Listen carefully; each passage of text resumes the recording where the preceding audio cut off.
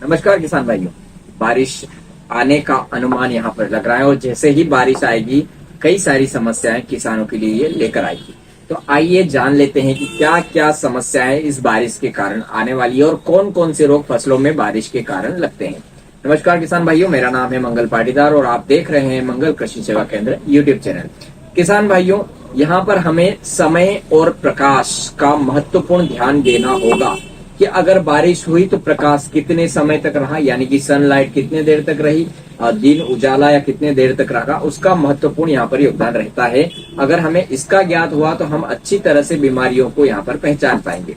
4 घंटे का रेनफॉर्सनेस होना चाहिए, यानी कि बारिश होने के 4 घंटे तक अच्छा प्रकाश यहाँ पर रहेगा तो आपकी फसल में डाउनी मिल्ड्यू नहीं लगेगा। अगर इस सीजन में अगर बारिश हुई है तो डाउनी मिल्ड्यू का यहाँ पर अटैक 100% फसलों में दिखाई देता है, जिससे कि हमारी फसल जो है बिगड़ जाती है, उसे कंट्रोल कर पाना फिर मुश्किल हो जाता है। तो इसे हम कैसे पहचानेंगे और किस तरह किन बातों का हमें यहाँ पर ध्यान रखना होगा। किसान भाइयों, मान लीजिए अगर बारिश 3 बजे हुई है और हमारा सूर्यास्त जो होता है 6 बजे होता है, तो हमें बारिश के कितने घंटे बाद सूर्यास्त हुआ, यानी कि 3 घंटे बाद सूर्यास्त हुआ, यानी कि फसल को प्रकाश 3 घंटे का मिला, तो यहाँ पर डाउनी मिल्ड्यू का अटैक बढ़ेगा।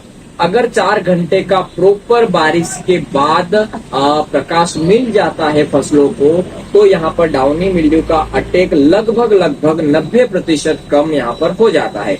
मान लीजिए कि बारिश शाम को 5 बजे हुई है और सूर्यास्त होता है 6 बजे, तो 1 घंटे का रेनफॉर्सनेस हमें देखने को मिला, 1 घंटे की सनलाइट यहाँ पर पौधों को मिली, तो यहाँ पर भी लगभग 80% डाउनी मिल्ड्यू फसलों में आने के चांसेस यहाँ पर बढ़ जाते हैं। किसान भाइयों, अगर रात में, इसीलिए कहते हैं कि अमावस्या की रात को डाउनी मिल्ड्यू कम आता है, ज्यादा आता है, क्योंकि अमावस्या की रात को चांद की रोशनी फसलों पर नहीं गिरती है और अगर बारिश हो जाती है अमावस्या की रात को, तो उस समय जो है डाउनी मिल्ड्यू का अटैक फसलों में ज्यादा दिखाई देने को मिलता है।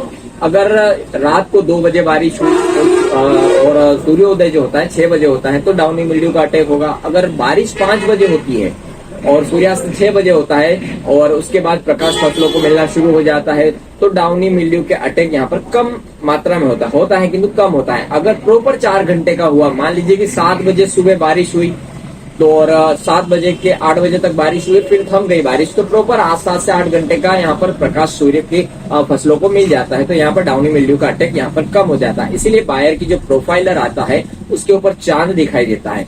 इसी का कारण यही है कि जितना चांद ज्यादा दिखाई देगा फसलों को, उसका प्रकाश ज्यादा मिलेगा फसलों को, तो डाउनी मिल्ड्यू का अटैक कम हो जाता है। पूर्णिमा की रात को पूरा प्रकाश जो होता है फसलों को मिलता है चांद का, तो उस समय डाउनी मिल्ड्यू का अटैक बहुत कम होता है। अमावस्या की रात को बिल्कुल चांद दिखाई नहीं देता, अगर रात में बारिश हुई तो, शाम को बारिश हुई तो उसका प्रकाश बिल्कुल दिखाई नहीं देता, तो डाउनी मिल्ड्यू का अटैक यहाँ पर ज्यादा होता है। तो डाउनी मिल्ड्यू को आप समझ चुके हैं कि डाउनी मिल्ड्यू कब आती है। अब डाउनी मिल्ड्यू के सिम्टम के बारे में हम जान लेते हैं कि डाउनी मिल्ड्यू दिखाई कैसे देती है। देखिए, मान लीजिए कोई पत्ता है फसल के ऊपर थोड़े थोड़े पीले से आपको धब्बे दिखाई देंगे।